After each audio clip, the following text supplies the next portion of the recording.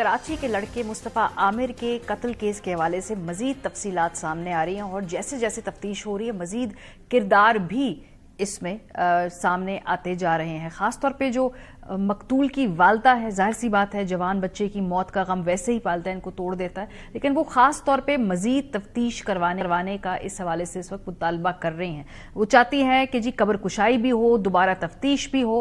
वो एक लड़की का नाम भी ले रही हैं जो उस पूरे मामले के अंदर उसका भी अमल दखल था, जिसका अभी तक पुलिस सुराग नहीं लगा सकी, यानी उसको पकड़ नहीं सकी, उसको तहवील में नहीं ले सकी या सबसे पूछगछ नहीं कर सकी। सो उनकी वालदा बहुत ज़्यादा स्ट्रेस कर रही हैं इस मामले के ऊपर। प्रोग्राम के इस हिस्से में कामिल आरिफ साहब सीनियर सहाफ़ी हैं और क्राइम रिपोर्टर हैं, इस पूरे मामले पे नज़र रखे हुए हैं। उनसे पूछते हैं कि इस कहानी के अंदर जो ये मजीद ट्विस्ट एंड टर्न्स आ रहे हैं ये किस तरफ जा रहे हैं सारे मामला। कामिल, ये वालदा दोबारा तफ्तीश का क्यों कह रही हैं? वो तो ये भी कह रही हैं कि कुछ लोगों को मुअत्तल भी करना चाहिए क्योंकि पहली मरतबा तफ्तीश ठीक से नहीं हुई है। पुलिस ने इस मामले को लटकाया, पुलिस ने तफ्तीश ठीक नहीं की, उनको सीरियसली नहीं लिया। अब वो क्या चाहती हैं? जी देखिए, डेफिनेटली जैसे आपने कहा कि वालदा है और वालदा की बतौर जो हम है, और जब एक पेरेंट को 40 दिन तक उसके बेटे की तलाश हो और एंड में खबर ये मिले कि पुलिस ने एक ऐसा कातिल पकड़ लिया है जो उसका दोस्त है, जो क्लास से साथ पढ़ता था, और उसके दोस्तों ने मिलके उसकी लाश को ना सिर्फ डिस्पोज ऑफ किया बल्कि जला दिया। यानी कि अब वो डेड बॉडी भी नाकाबिले शनाख्त है, गाड़ी भी नाकाबिले शनाख्त है। दरअसल वो पुलिस वालों को इसलिए कह रही है कि जो पिछले कुछ दिन जो गुजरे उसमें पुलिस ने इन्वेस्टिगेशन नहीं की। पुलिस ने इन्वेस्टिगेशन की थी लेकिन अनफॉर्चुनेटली क्योंकि जो एविडेंसेस थे वो पुलिस नहीं कलेक्ट कर पा रही थी, क्योंकि जो उनका बेटा है मुस्तफा वो अपने साथ जो मोबाइल रखता था उसमें भी वो सिम नहीं रखता था, तो पुलिस को ये नहीं पता चल पा रहा था कि आखिर मुस्तफा गया कहाँ। पुलिस ने अपने तौर के ऊपर मुकदमा दर्ज करके तफ्तीश की, लेकिन बहरहाल पुलिस मुस्तफा को शुरू के दिनों में कामयाब नहीं हुई। फिर टेक्निकल मदद लेनी पड़ी, वफाकी हसास इदारे की मदद से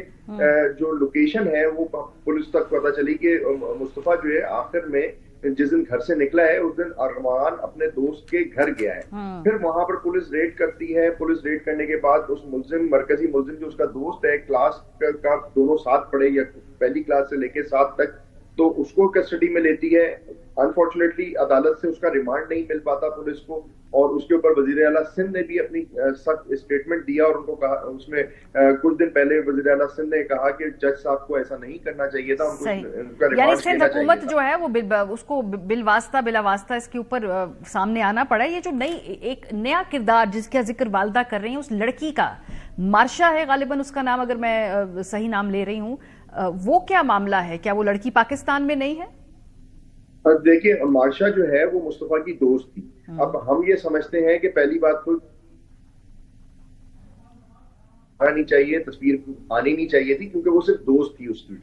अब उसमें जो है इसके मर्डर में बज़ाहिर तो ऐसा कोई राब्ता नहीं है, लेकिन ये कि क्योंकि मुस्तफा की दोस्त थी और बाद में उसकी दोस्ती अरमगान के साथ हो गई थी, और इन दोनों में जो इख्तिलाफात पड़े थे वो बताया ये जा रहा है अब तक की इन्वेस्टिगेशन के मुताबिक वो उस लड़की को लेके बने थे कि पहले वो मुस्तफा की दोस्ती, बाद में उसकी दोस्ती जो है अरमगान के साथ हो गई थी, और मुस्तफा के कत्ल की वजह जो है वो लड़की बनी। तो अगर उसमें चपकलिश आ गई उन दोनों को लेके, क्योंकि न्यू एंड नाइट के ऊपर ये दोनों साथ थे, मुस्तफा और अरमगान, और इनकी न्यू एंड नाइट पे ही झगड़ा शुरू हो गया था, और इनमें माजी में भी इसी तरह से नोकझोंक रहती थी। लेकिन न्यू एंड नाइट के ऊपर ये बताया जा रहा है कि मुस्तफा की दोस्त को लेके काफी ज्यादा इनमें आपस में तल्खियां हुई थी, और वो बढ़ते बढ़ते 5 तारीख तक आके इतनी ज्यादा बढ़ गई कि वो उसको कत्ल करने तक पहुंच गई।